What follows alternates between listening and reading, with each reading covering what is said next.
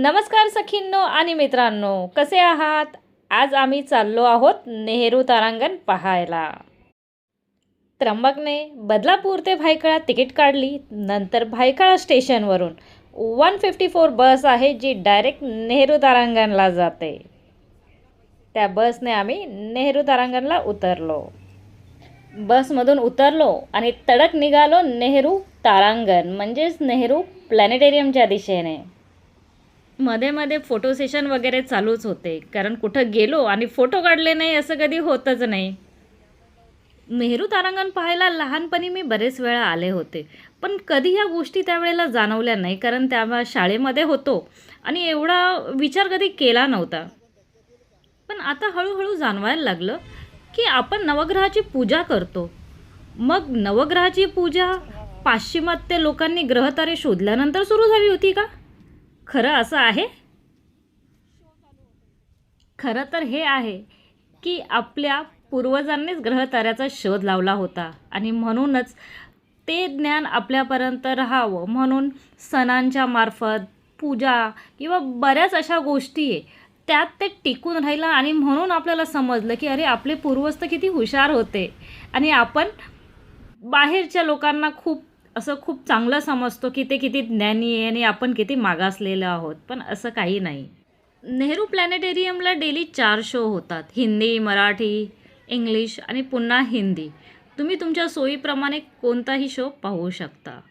त्याचे तिकीट अर्धा तास आधी मिळतात. मग आम्ही तिकीट काढली आणि लाईनमध्ये उभं राहिलो. किती छान स्माईल देत आहेत सर्वजण.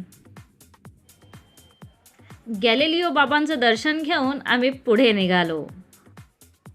पुढे होता वर्ल्ड टाईम, सर्व देशांची वेळ जी एकाच वेळी वेगळी वेगळी असते.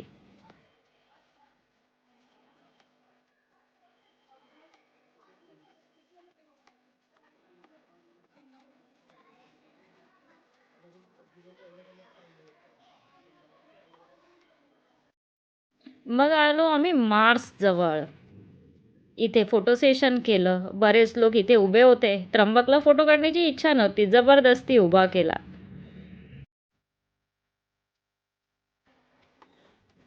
किती छान फोटो आहेत ना, एकदम डिटेलमध्ये मार्सवरचा जो पृष्ठभाग आहे इथे दाखवलेला आहे.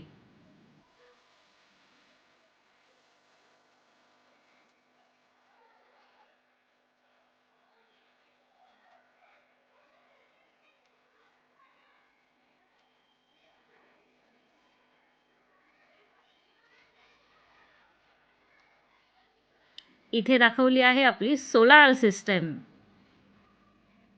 किती छान दिसतं ना सर्व सर्व ग्रह, आपली मिल्की वे गॅलॅक्सी.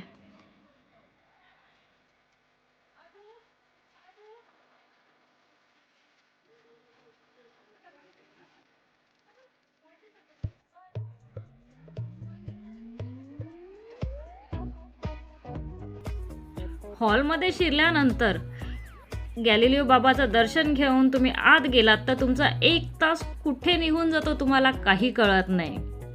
इथे सर्वजण वेगवेगळ्या ठिकाणी जात आहेत, फोटोशूट करतायत. म्हणजे लहान मुलं तर इतका आनंद घेत आहेत ना की विचारू नका.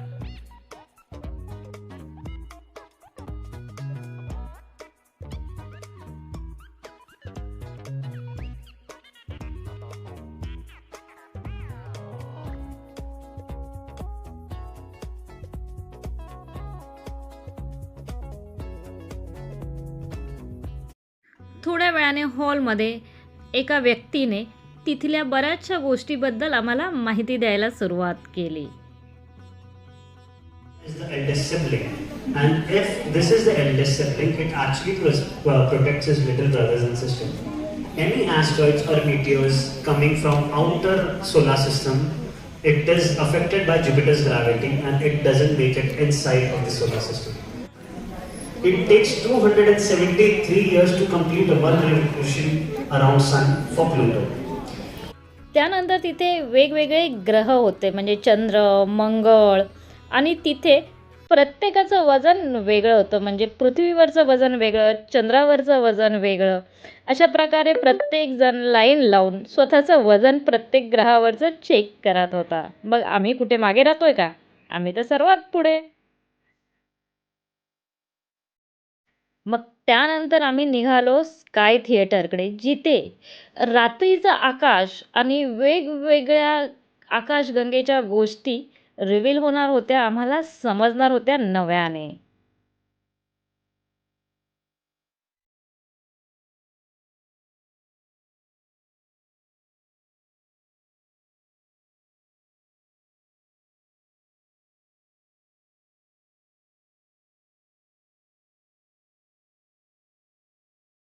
जिना चढून वर गेल्यानंतर आपले महान शास्त्रज्ञ त्या सर्वांचे कार्यकाळ आणि फोटो तिथे लावलेले होते.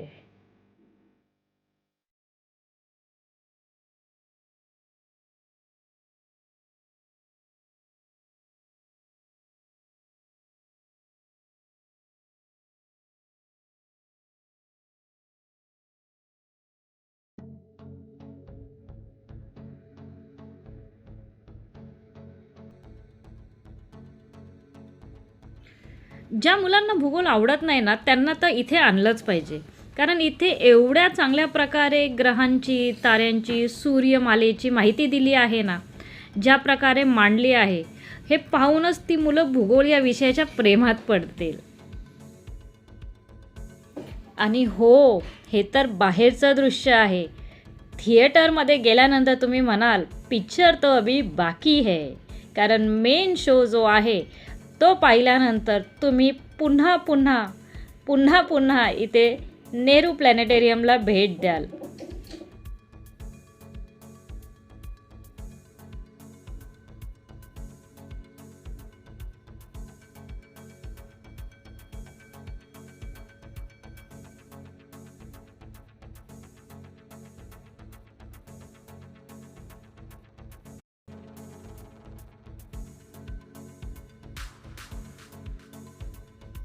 सूर्याचं पृथ्वीपासूनचं अंतर हे आपल्याला आज माहीत आहे का?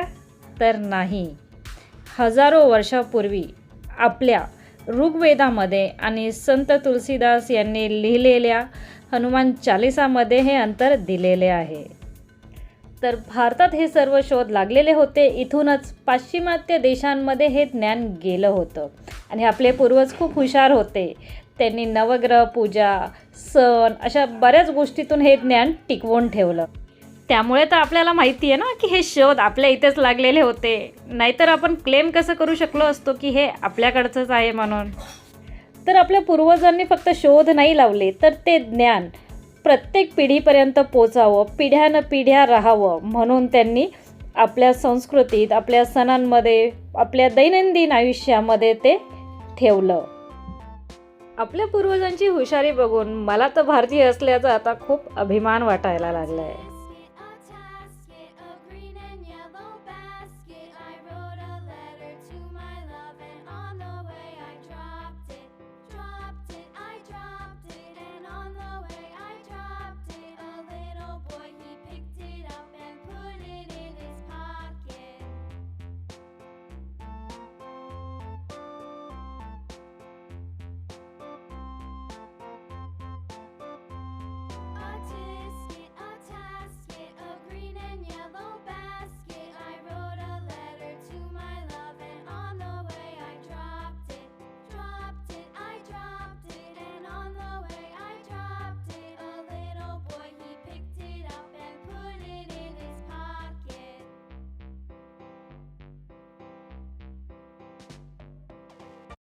आता आम्ही येऊन पोहोचलो आहोत स्पेस थिएटरमध्ये, जिथे आता आम्हाला आकाशगंगा, एक आकाशगंगा नाही, ज्या अनेक आकाशगंगा आहेत ते दाखवणार आहेत.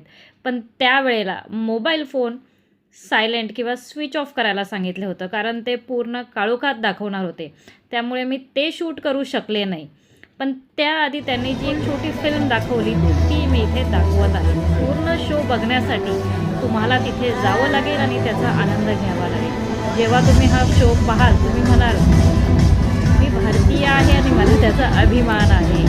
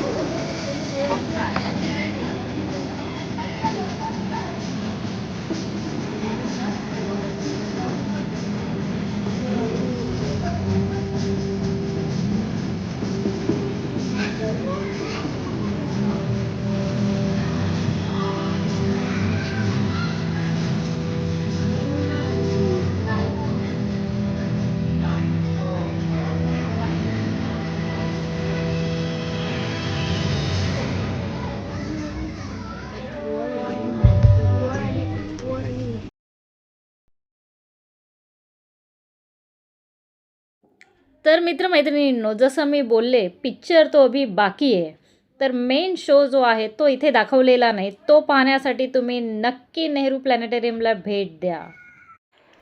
व्हिडिओ आवडला असेल तर व्हिडिओला लाईक करा, सखी चॅनलला सबस्क्राईब करा आणि हो, व्हिडिओला हाईप करायला विसरू नका.